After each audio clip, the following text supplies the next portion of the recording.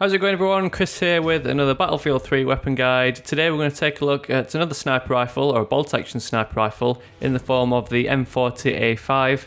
In real life, the M40 series of rifle is built from the Remington 700 bolt action rifle, and it's in use today by the United States Marine Corps, with A5 being the latest variant.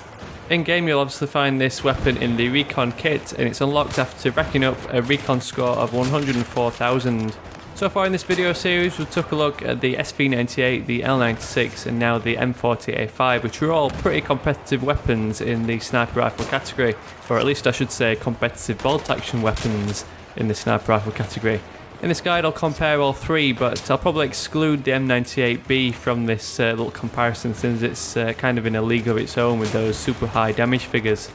The SV98, the L96 and M40 are all pretty similar, but they do have slight differences in their range and bullet velocity. So first up, let's take a look at the general stats of the M40A5 in Battlefield 3. The overall statistics, as we can see, are pretty similar to the other weapons, and it's the same bar charts as the other two guides. So first up, power is very high. Being a sniper rifle, you can get shots to kill with at least 2 shots or 1 to the head.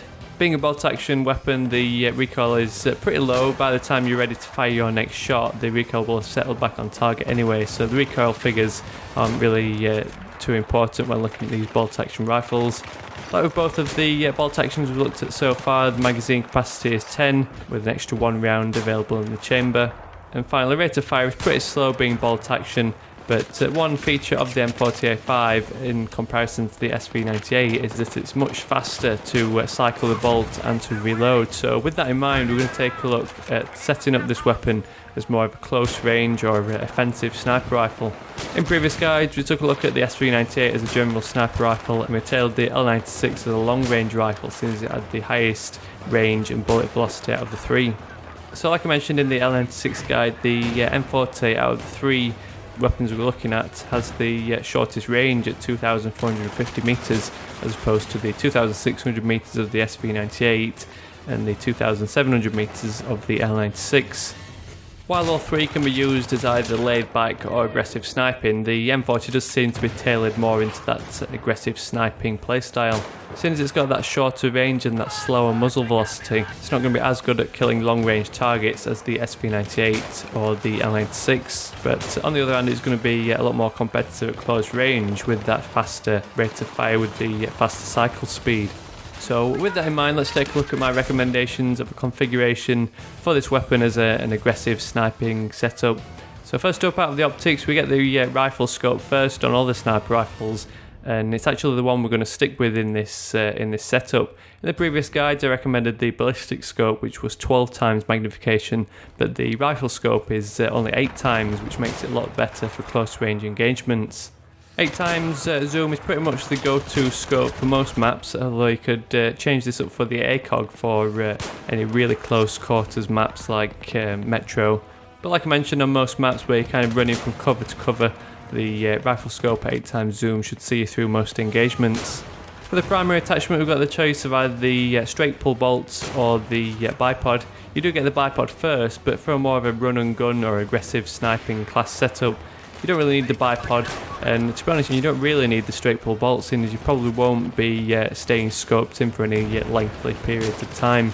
But it seems a waste to leave this slot blank, so we'll go with the straight pull bolt just for that added benefit of being able to cycle the bolt without having to scope back out, just in case you are lining up some long range shots and need to follow up with a second shot to kill.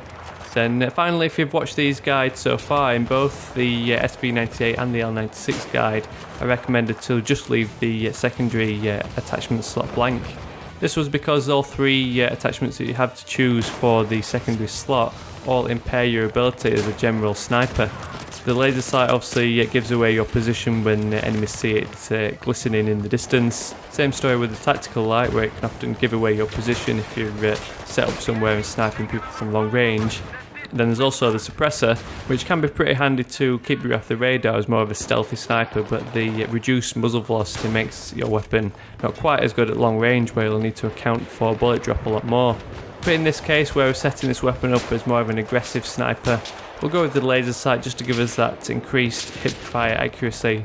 which will just keep us alive in the odd situation where we run into someone around the corner. We can hopefully just fire off one shot from the hip and take them out.